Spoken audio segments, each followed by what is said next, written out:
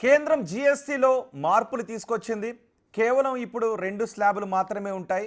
కానీ కొన్ని luxury items పైన 40% ట్యాక్సులు కూడా ఉండే అవకాశం ఉంటుంది. అంటే 1200 సీసీ దాటిన పెట్రోల్ కార్లపైన, 1500 సీసీ దాటిన డీజిల్ కార్లపైన 40% వరకు ట్యాక్స్ ఉండే అవకాశం ఉంటుంది. కానీ ఇప్పుడు మాత్రం అందుబాటులో ఉన్న ట్యాక్సులు 5-18% మాత్రమే. ఈ జీఎస్టీలో తీసుకొచ్చిన మార్పులు దేశ ఆర్థిక వ్యవస్థలో ఎటువంటి మార్పులను తీసుకుని రాబోతుంది, ఎటువంటి వృద్ధిని సాధించబోతుంది అనే విషయంపై ఇప్పుడు మనం మాట్లాడబోతున్నాం. నాగేశ్వర్ గారు, కేంద్ర ప్రభుత్వం జీఎస్టీలో మార్పులు తీసుకొచ్చింది అంటూ ఉన్నారు. ఇది ఒక గేమ్ చేంజర్ కాబోతుంది, దేశ ఆర్థిక వ్యవస్థలో ఇది గేమ్ చేంజర్ కాబోతుంది. ట్రంప్ టారిఫ్ల రూపంలో తీసుకొచ్చినటువంటి దాంతో దేశానికి జరిగిన నష్టాన్ని ఈ జీఎస్టీలో తీసుకొచ్చిన మార్పులు పూడ్చి అభివృద్ధి పదంలో తీసుకువెళ్ళబోతున్నాయని అంటూ ఉన్నారు. ఎలా చూడాలి దీన్ని? అంటే డెఫినెట్గా కొన్ని రకాల వస్తువులపైన జిఎస్టీ తగ్గింది. ఆ మేరకు వినియోగదారునికి రిలీఫ్, అందులో డిస్ప్యూట్ లేదు. కానీ ఎందుకంటే ఓవరాల్గా ఎవరేజ్ జిఎస్టీ తగ్గింది.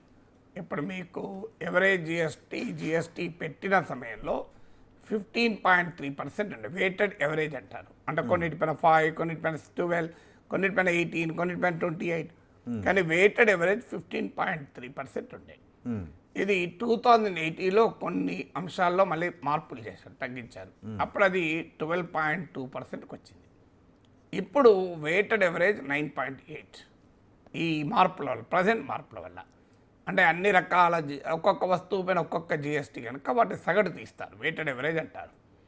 సో ఆ వెయిటెడ్ ఎవరేజ్ తగ్గింది అంటే ఖచ్చితంగా జిఎస్టీ ద్వారా ప్రజలకు ఉపశమనం అయితే ఈ మార్పుల వల్ల వస్తుందని ఈ ఫిగర్స్ మనకు చెప్తున్నాయి. అందులో డిస్ప్యూట్ లేదు.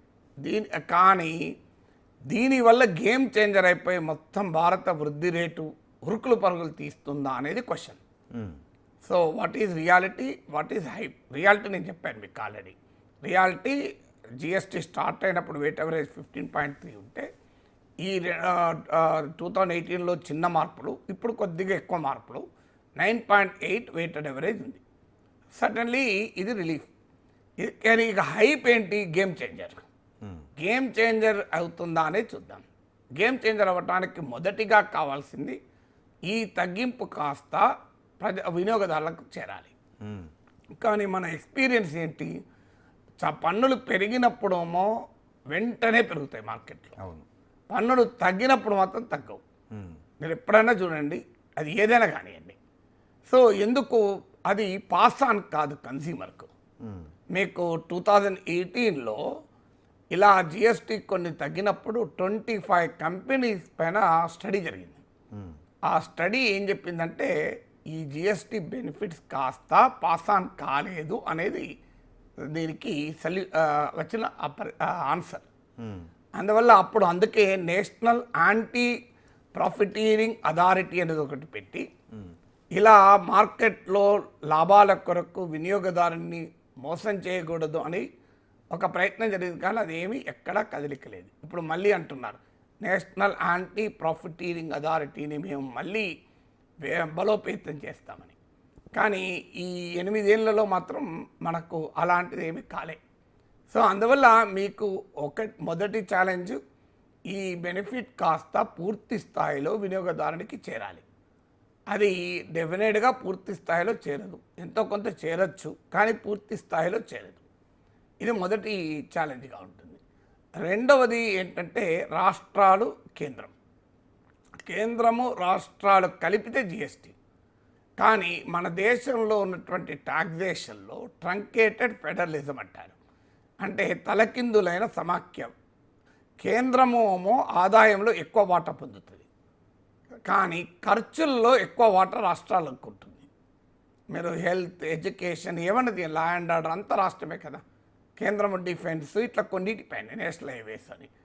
సో మీకు అంటే ఆదాయంలో ఎక్కువ వాటా కేంద్రానికి పోతే ఖర్చు, డెవలప్మెంట్ ఎక్స్పెండిచర్లో ఎక్కువ భారం రాష్ట్రాలపైన పడుతుంది. కానీ ఇప్పుడు ఈ జిఎస్టీ మార్పులు రాష్ట్రాల ఆదాయాన్ని దెబ్బతీయబోతోంది. ఎలా దెబ్బతీయబోతోంది అనేది మనకు ఉదాహరణ. సో జిఎస్టీ వచ్చినప్పుడు ఇదే కన్సర్న్ రాష్ట్రాలు వ్యక్తం చేశాయి, దీనివల్ల మేము నష్టపోతామని.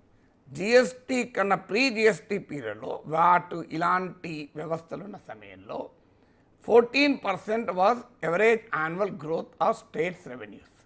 రాష్ట్రాలకు ప్రీ జిఎస్టీ పీరియడ్లో ఈ జిఎస్టీలో భాగమైన పన్నుల ద్వారా వచ్చేటువంటి ఆదాయ వృద్ధి రేటు 14% ఉండే. జిఎస్టీ వచ్చాక 8 ఇయర్స్లో దాని ఎవరేజ్ 11.08% పడిపోయింది.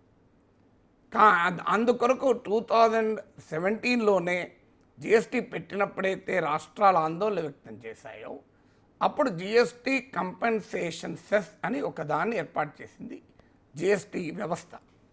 అంటే కొన్ని రకాల వస్తువులు సిన్ గూడ్స్ అంటారు, ఇప్పుడు 40% టారిఫ్ ఉంది, ట్యాక్స్ ఉంది, అంతకుముందు 28% ఉండే. వీటిపైన ఈ సిన్ గూడ్స్ పైన స్పెషల్ సెస్ వేసి ఆ వచ్చిన ఆదాయాన్ని కాస్త ఈ జిఎస్టీ కంపెన్సేషన్ ఫండ్కు జమ చేసేవాళ్ళు. అందులో నుంచి ఆ అష్యూర్డ్ గ్రోత్ ఆఫ్ టాక్సేషన్ ఉండేలా జాగ్రత్త పడ్డారు. అంటే ఒకవేళ 14% లేకపోతే 13% ఉంటే 1% కంపెన్సేట్ చేశారు, 15% ఉంటే ఏమీ రాదు. ఈ 5 ఏళ్లలో 2022లో ఈ జిఎస్టీ కంపెన్సేషన్ సెస్ అయిపోయింది. అప్పటి నుంచి రాష్ట్రాలు అడుగుతున్నాయి, దీన్ని ఇప్పుడు కూడా అడిగాయి కంటిన్యూ చేయమని, కానీ కంటిన్యూ చేస్తానికి ఒప్పుకోలేదు. అంటే రాష్ట్రాలు ఈ 8 ఏళ్ళ అనుభవం మీకు చెప్పాను, 11.08% annual growth rate of GST. So అందువల్ల రాష్ట్రాలు నష్టపోయే అవకాశాలు ఉన్నాయి. సో రాష్ట్రాలు నష్టపోయినప్పుడు ఆటోమేటిక్గా మీకు డెవలప్మెంట్ ఎక్స్పెండిచర్ పైన, ప్రజా సంక్షేమం పైన పడే ప్రభావం చాలా ఎక్కువ ఉంటుంది. మీరు ఏమైనా తీయండి, సబ్సిడీలు, సంక్షేమ పథకాలు అన్నీ చూడండి, రాష్ట్రం ఎక్కిస్తుంది. సో ఇది రెండవ సమస్య. మూడవ సమస్య ఏంటంటే ఒక ప్రైస్ రిడక్షన్ వల్ల, ట్యాక్స్ రిడక్షన్ వల్ల ఆటోమేటిక్గా కన్జంప్షన్ పెరుగుతుంది అన్నది థియరీ. ఇప్పుడు ఎందుకు ఈ మాట అంటున్నారంటే జిఎస్టీ తగ్గించడము, ఇన్కమ్ ట్యాక్స్లో ఇచ్చిన రాయితీ వల్ల 1.6% జీడిపి పెరుగుతుంది, దానివల్ల ఈ లాస్ ఆఫ్ రెవెన్యూ కూడా మీట్ అవుతుందని hypothesis. State bank of India research, మీరు వాళ్ళు రెగ్యులర్గా వాళ్ళ రీసెర్చ్ రిలీజ్ చేస్తుంటారు. సో ఎస్బీఐ రీసెర్చ్ చెప్తోంది. కానీ అది జరుగుతుందా ప్రతిసారి అంటే మార్కెట్లో కన్జంప్షన్, వస్తువులు కొనడం అనేది పన్నులపైన, ధరలపైనే ఆధారపడి ఉంటుందా? మీకు ఒక్క ఉదాహరణ చెప్తాను నేను. ఇప్పుడు ఈ షర్ట్ తీసుకున్నాను, నేను వేసుకున్న షర్ట్. ఈ షర్ట్ 2000 రూపాయలు అనుకుందాం, నాకు గుర్తులేదు ఈ షర్ట్ ఎంతో. దీన్ని 2000 రూపాయల షర్ట్ ఉంది. ప్రతి ఒక పీరియడ్లో 100 షర్ట్లు అమ్ముతున్నాయి ఒక షాప్లో, డైలీ 100 షర్ట్లు అమ్ముతున్నాడు. అంటే ఆ షాప్లో ఇన్కమ్ ఎంత, రెవెన్యూ ఎంత? 2000 × 100, అంతేగా 2 లక్షలు. అంటే 2 లక్షల విలువైన షర్ట్స్ అమ్ముడుపోతున్నాయి. అజ్యూమింగ్ దట్ ఈ 2000ను 1500 తగ్గించింది అనుకున్నా షర్ట్ ప్రైస్. ఎందుకు? దీని మీద ట్యాక్స్ తగ్గి 1500 తగ్గింది అనుకుందాం. అప్పుడు 100 అమ్మినాయి అనుకో, ఎంత వస్తుంది? 1.5 lakh వస్తుంది. మీరు 100 అమ్మిన 120 అమ్మినా ఎంత వస్తుంది? 1.8 lakhs వస్తుంది, 2 lakh రాదు. 140 అమ్మితే అలా లెక్కేయాలి మనం. ఎంత అమ్మితే నియర్లీ 130, 140 అమ్మాలి. అప్పుడు మాత్రమే నీకు ఆ 2 lakh వస్తుంది. అంటే అర్థం ఏంటి? ప్రైస్ ఒక ప్రైస్ 25% తగ్గితే దాని అనుగుణంగా కన్జంప్షన్ పెరగాలి, అంతకన్నా ఎక్కువ పర్సెంటేజ్ పెరగాలి. కానీ పెరుగుతుందా? అంటే ప్రైస్ను బట్టే మనకు కన్జంప్షన్ ఉండదు. కన్జంప్షన్కు అనేక ఫ్యాక్టర్స్ ఉంటాయి. ఇప్పుడు ఉద్యోగాలు క్రియేట్ కాలేదనుకోండి, ఎక్స్పోర్ట్స్ దెబ్బతిన్నాయనుకోండి, ట్రంప్ టారిఫ్ లెవెల్ ఎకానమీ దెబ్బతిన్నది అనుకోండి, ప్రజలు కొనరు కదా. వస్తువులు ప్రజలు కొనడానికి ధర ఒకటే కారణం కాదు, ప్రజలకు ఉన్న ఎఫోర్డబిలిటీ కారణం. మీకు BMW కారు 1 కోటి పైన ఉంది, 50 లక్షలకు ఇచ్చిన రోహిత్ కొంటావా? నువ్వు కొంటావా? 50 లక్షలకు ఇచ్చినా కొనవు, ఎందుకంటే నీ ఆదాయం పర్మిట్ చేయదు. 1 crore అబోవ్ ఉన్న కార్ను మీకు 50 లక్షలకు ఇచ్చినా నాకెందుకు అయ్యా అంటావు, ఎందుకంటే నువ్వు కొనలేవు కదా. అది దానికన్నా ఒక 10 లక్షల కారు 6 లక్షలకు ఇచ్చావు అనుకో, రేపే పోయి కొంటావు, నీకున్న ఇన్కమ్ పర్మిట్ చేస్తుంది. అందువల్ల ప్రతిసారి price reduction will lead to higher consumption అనేది థియరిటికల్లీ కరెక్ట్, ప్రాక్టికల్గా జరగదు. సో అందువల్ల ఇప్పుడు జిఎస్టీ తగ్గడం వల్ల ఆటోమేటిక్గా వస్తువులు, సేవల వినిమయం పెరిగి భారీగా గ్రోత్ పెరుగుతుంది అనేది పూర్తిగా నిజం కాదు. ఇక 4వది, ఇప్పుడు జిఎస్టీ ఎంత తగ్గింది? ప్రభుత్వం చెప్పేది 48,000 కోట్ల రాయితీ, 48,000 crores. ఈ దేశంలో కేంద్ర రాష్ట్ర బడ్జెట్లు కలిపి 80 లక్షల కోట్లు. 80 లక్షల కోట్లలో అంటే టోటల్ గవర్నమెంట్ ఎక్స్పెండిచర్లో ప్రపోర్షన్గా చూసినప్పుడు ఎంత ఇది? 0.5%. మీకు ఇంకో లెక్క చెప్తాను. ఇప్పుడు 2 స్లాబ్స్ వచ్చాయి, 5 and 18%. అంతకుముందు 5, 12, 18, 28 ఉండే. ఇప్పుడు 12 ఎగిరిపోయింది, 28 ఎగిరిపోయింది. కానీ ఈ 12% నుంచి 28% నుంచి ఎంత ఆదాయం వచ్చేది? జిఎస్టీ తీస్తే 12% నుంచి 5% వచ్చేది, మీకు 28% నుంచి 11% వచ్చేది. అంటే ఇప్పుడు స్లాబ్స్ తొలగించినటువంటి ఈ 2 స్లాబ్స్ వల్ల టోటల్ జిఎస్టీ రెవెన్యూలో 16%. ఈ 16% ఎంత తగ్గింది? 5% మీ 12%ది మీకు కాస్త ఒకప్పుడు ఇప్పుడు 5% తగ్గింది, అంటే 7% తగ్గింది. అక్కడ 0.35% బెనిఫిట్ ఉంటుంది. 28% నుంచి 11% ఆదాయం వచ్చేది, అది 18కి వచ్చిందంటే 10% తగ్గింది. ఆడ 1.1% బెనిఫిట్ వచ్చింది. టోటల్గా ఎంత తగ్గుతుంది? 1.45% మాత్రమే తగ్గుతుంది. సో టోటల్గా ఇక ఇంకొక లెక్క కూడా చెప్తాను మీకు. జిఎస్టీలో వచ్చే 65% కన్జంప్షన్, బాటమ్ 50%, దేశ జనాభాలో ఆర్థికంగా దిగువనున్న 50% వాళ్ళు కన్జ్యూమ్ చేసే వస్తువుల్లో 65% వస్తుంది. టాప్ 10% అది ఇండియన్ రిచెస్ట్ 10%. ఆ రిచెస్ట్ 10% వల్ల వచ్చే జిఎస్టీ ఆదాయం 3%. అందువల్ల ఈ 50% ఆఫ్ ద పాపులేషన్కు కెపాసిటీ పెరగకుండా, వీరి ఆదాయాలు పెరగకుండా నువ్వు జిఎస్టీ తగ్గినా అది బెనిఫిట్, గేమ్ చేంజర్ కాదు. అందువల్ల ఈ గణాంకాలని ఏం చెప్తున్నది? డెఫినెట్గా నేను స్టార్టింగ్లోనే చెప్పాను, ఈ జిఎస్టీ తగ్గింపులు కొంత ఉపశమనం, అనుమానమే లేదు. కాదని నేను అనడం లేదు, నేను దాని లెక్కలతో సహా చెప్పాను. వేటర్ 15.3 నుంచి 9.8% పడిపోయింది.